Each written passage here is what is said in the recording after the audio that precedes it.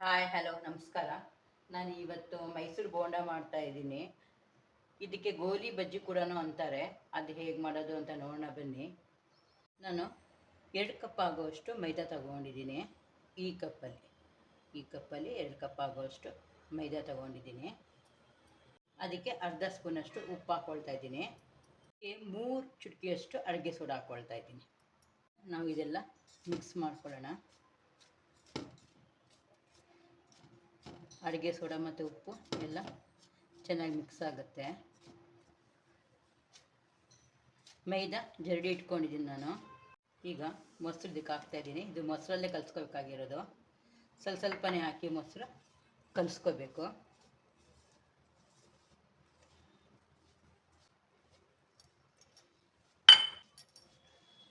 ಇದಕ್ಕೆ ನಾನು 2 ಕಪ್ ಆಗುವಷ್ಟು ಮೊಸರು ತಗೊಂಡಿದ್ದೀನಿ. 2 ಕಪ್ ಮೈದಾ, 2 ಕಪ್ ಮೊಸರು.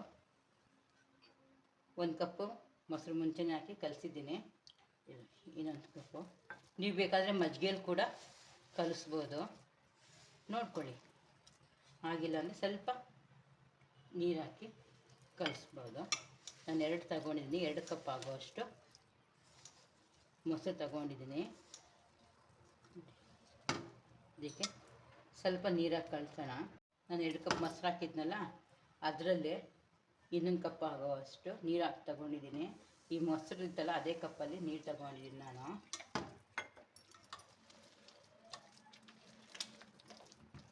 ಇದು ಒಂದೇ ಡೈರೆಕ್ಷನಲ್ಲಿ ಕಲಿಸ್ಬೇಕು.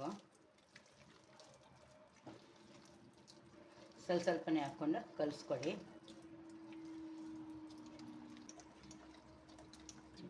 ಈ ಥರ ಒಂದೇ ಡೈರೆಕ್ಷನ್ನಲ್ಲಿ ನಾವು ತಿರುಗಿಸ್ಬೇಕು. ಇಲ್ಲಿ ನೋಡಿ, ಇದೇ ಥರ ತಿರುಗಿಸ್ತಾ ಇರಬೇಕು. ನಿಮಗೆ 2 ಕಪ್ ಮೈದಾ ತಗೊಂಡಿದ್ದೆ, 2 ಕಪ್ ಮೊಸರು ತಗೊಂಡಿದ್ದೀನಿ.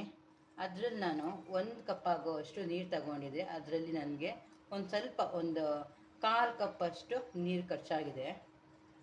ಅಂದರೆ ನೀರು ಅಂದರೆ ಇದು ಮೊಸರಿತ್ತಲ್ಲ, ನಾನು ಅದರಲ್ಲೇ ನೀರು ಹಾಕ್ಕೊಂಡಿದ್ದೆ. ಅದಕ್ಕೆ ಮಜ್ಜಿಗೆ ಥರ ಕಾಣಿಸ್ತಾ ಇದೆ ಅಷ್ಟೇ. ಅದು ಈ ರೊಟೇಷನಲ್ಲಿ ಒಂದು 5 ನಿಮಿಷ ನಾವು ಈ ಥರ ತಿರುಗಿಸ್ಬೇಕಾಗುತ್ತೆ. ಈವ್ನಿಂಗ್ ಸ್ನ್ಯಾಕ್ಸ್ಗೆಲ್ಲ ತುಂಬ ಚೆನ್ನಾಗಿರುತ್ತೆ.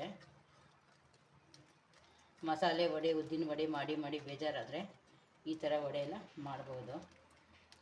ಯಾವುದು ಗಂಟಿಲ್ಲದೆ ನಾವು ಕಲಿಸ್ಕೋಬೇಕು.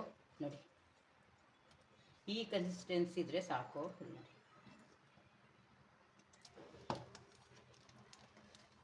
ಕಾಲು ಕಪ್ಗಿಂತ ಸ್ವಲ್ಪನೇ ನೀರು ಕಮ್ಮಿ ತಗೊಂಡಿದ್ದೀನಿ. ಇದೇ ಡೈರೆಕ್ಷನ್ನಲ್ಲಿ ತಿರುಗಿಸ್ತಾ ಇದ್ದೀನಿ 5 ನಿಮಿಷ.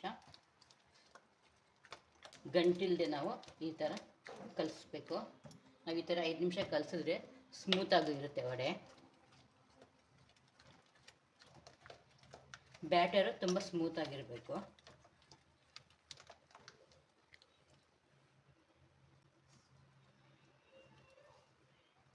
ಈಗ ಇದು ನಾವು ಒಂದು ತಟ್ಟೆ ಮುಚ್ಚಿ 1 ಅವರ್ ರೆಸ್ಟ್ ಕೊಡಬೇಕು. ಈಗ 5 ನಿಮಿಷ ಆಯಿತು. ಈ ಅದಕ್ಕೆ ಕಲಿಸ್ಕೊಂಡಿದ್ದೀನಿ. ಈ ಅದಕ್ಕೆ ಈಗ ಇದು ನಾವು 1 ಅವರ್ ರೆಸ್ಟ್ ಕೊಡೋಣ. ಒಂದು ತಟ್ಟೆ ಮುಚ್ಚಿ 1 ಅವರ್ ರೆಸ್ಟ್ ಕೊಡೋಣ. ಈಗ ಗೋಲಿ ಬಜ್ಜಿಗೆ ಕಲಸಿ 1 ಅವರ್ ಆಯಿತು. ನೋಡೋಣ ಎಷ್ಟು ಸ್ಮೂತ್ ಆಗಿದೆ ನೋಡಿ. ಅನಿಸುತ್ತೆ.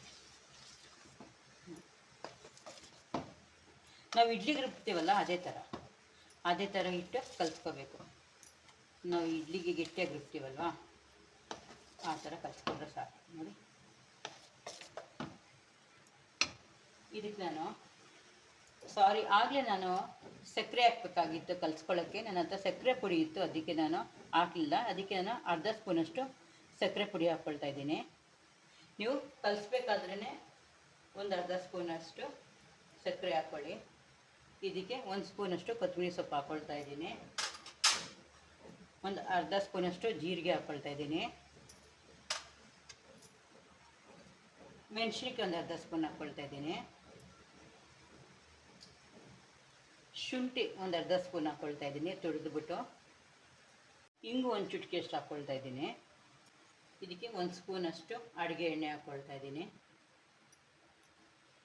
ಸಕ್ಕರೆ ಪುಡಿ ಇದೆ, ನೀವು ಆಮೇಲೆ ಹಾಕ್ಕೊಳ್ಬೋದು. ಸಕ್ಕರೆ ಪುಡಿ ಇಲ್ಲ ಅಂದರೆ ಒಂದು ಅರ್ಧ ಸ್ಪೂನಷ್ಟು ನಾವು ಕಲಿಸ್ತೀವಲ್ಲ ಹಿಟ್ಟು, ಆಗಲೇ ಹಾಕ್ಕೊಂಡ್ರೆ ಸಾಕು. ನಾನು ಇದೆಲ್ಲ ಒಂದು ಸರ್ತಿ ಮಿಕ್ಸ್ ಮಾಡ್ಕೊಳ್ತೀನಿ. ಒಂದೇ ಡೈರೆಕ್ಷನಲ್ಲಿ ನಾವು ಮಿಕ್ಸ್ ಮಾಡ್ಕೊಳ್ಬೇಕು. ನೋಡ್ಕೊಳ್ಳಿ, ಉಪ್ಪು ಬೇಕಂದರೆ ನಿಮಗೆ ಈಗ ಬೇಕಂದರೆ ಹಾಕ್ಕೊಳ್ಬೋದು.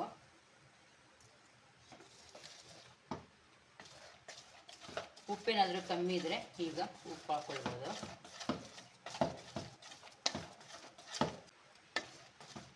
ಒನ್ ಅವರ್ ರೆಸ್ಟ್ ಬೇಕೇ ಬೇಕು ಇದಕ್ಕೆ. ನಾನು 1.5 ಅವರ್ ಆಯಿತು. ನಾನು ಸ್ಟವ್ ಅಂಟಿಸಿ ಎಣ್ಣೆ ಕಾಯಕ್ಕೆ ಇಟ್ಟಿದ್ದೀನಿ. ನಾನು ಒಂದು ಬಟ್ಲಲ್ಲಿ ನೀರು ತಗೊಂಡಿದ್ದೀನಿ. ನಾವು ಸ್ಪೂನು ನೀರಲ್ಲಿ ಹತ್ಕೊಂಡು ಫಸ್ಟು ಸ್ವಲ್ಪ ಎಣ್ಣೆಲಿ ಬಿಟ್ಕೊಳ್ಳೋಣ. ಎಣ್ಣೆ ಈಗ ನಾನು ಮೀಡಿಯಮ್ ಫ್ಲೇಮಲ್ಲಿ ಇಟ್ಕೊಳ್ತೀನಿ.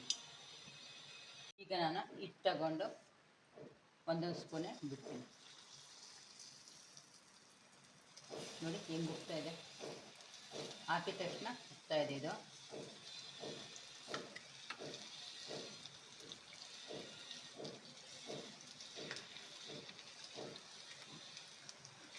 ಮೀಡಿಯಮ್ ಫ್ಲೇಮಲ್ಲಿ ಇಟ್ಟಿದ್ದೀನಿ ನಾನು.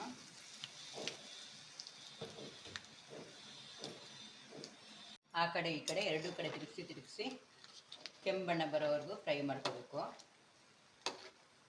ನಾನು ಮೀಡಿಯಮ್ ಫ್ಲೇಮಲ್ಲಿ ಇಟ್ಟಿದ್ದೀನಿ. ಫ್ಲೇಮಲ್ಲಿ ಇಟ್ಟರೆ ಬೇಗ ಸಿದೋಗ್ಬಿಡುತ್ತೆ.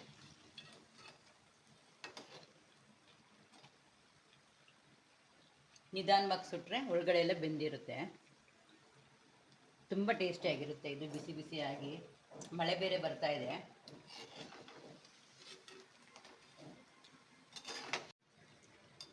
ಈವ್ನಿಂಗ್ ಸ್ನ್ಯಾಕ್ಸ್ಗೆ ಮಾಡಿಸಿದಂಥದ್ದು ತುಂಬ ಚೆನ್ನಾಗಿರುತ್ತೆ. ಟೀ ಟೈಮ್ಗೆ ಮೇಲೆಲ್ಲ ಕ್ರಿಸ್ಪಿಯಾಗಿರುತ್ತೆ, ಒಳಗಡೆ ಸ್ಮೂತಾಗಿರುತ್ತೆ.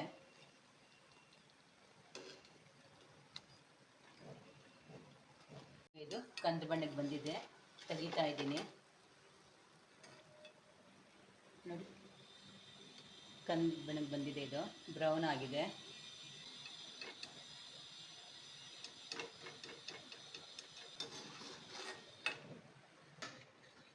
ಈಗ ನಾನು ಸೆಕೆಂಡ್ ಟ್ರಿಪ್ ಕೂಡ ಹಾಕ್ತಾ ಇದ್ದೀನಿ.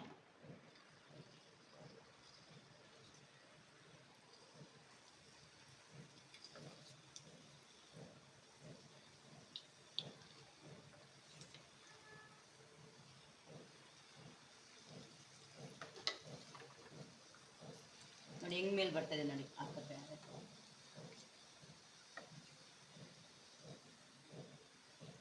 ಅದಕ್ಕೆ 5 ನಿಮಿಷ ನಾವು ಚೆನ್ನಾಗಿ ಮಿಕ್ಸ್ ಮಾಡಬೇಕಿದು, ಅದಕ್ಕದೇ ಮೇಲೆ ಹೇಳುತ್ತೆ.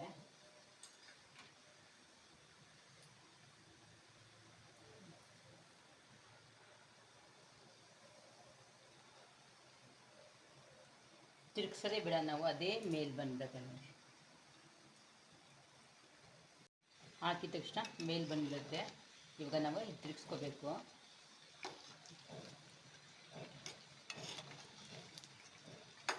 ಆ ಕಡೆ ಈ ಕಡೆ ಎರಡು ಕಡೆ ತಿರುಗಿಸಿ ಕಂದು ಬಣ್ಣ ಬರೋವರೆಗೂ ಬೇಯಿಸ್ಬೇಕಾಗತ್ತೆ. ಒಂದು 5 ನಿಮಿಷ ಒಂದೇ ಡೈರೆಕ್ಷನಲ್ಲಿ ನಾವು ಚೆನ್ನಾಗಿ ಬೀಟ್ ಮಾಡಬೇಕು. ಆವಾಗ ಫ್ಲಫಿನೆಸ್ ಬರುತ್ತೆ ನೋಡಿ.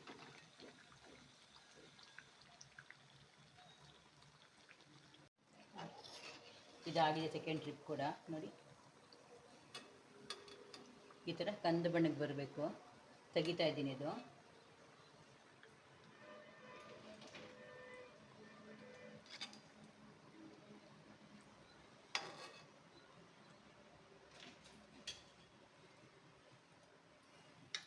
ನಾನು ಸ್ಪೂನ್ ನೀರಲ್ಲಿ ಹತ್ಕೊಳ್ತಾ ಇದ್ದೀನಿ.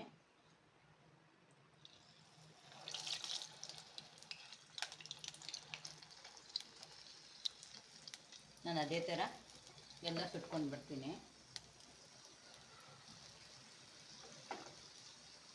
ನೋಡಿ ಅದೇ ಹೆಂಗ್ ಮೇಲೆ ಹೇಳ್ತೀನಿ.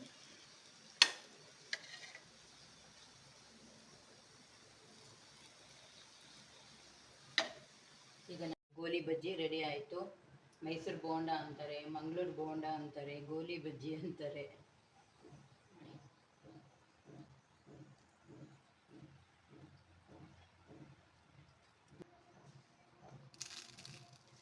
ಮೇಲಿಂದ ಕ್ರಿಸ್ಪಿ ಇದೆ, ಒಳಗಡೆ ಸ್ಮೂತ್ ಆಗಿದೆ. ಎಷ್ಟು ಫ್ಲಫಿ ಆಗಿದೆ. ಇನ್ನೊಂದು ತೋರಿಸ್ತೀನಿ. ಒಳಗಡೆ ಮೃದುವಾಗಿರುತ್ತೆ, ಮೇಲೆ ಕ್ರಿಸ್ಪಿಯಾಗಿರುತ್ತೆ. ಈಗ ನಾನು ಕಾಯಿ ಚಟ್ನಿ ಮಾಡಿದ್ದೀನಿ, ಅದಕ್ಕೆ ಡಿಪ್ ಮಾಡಿಕೊಂಡು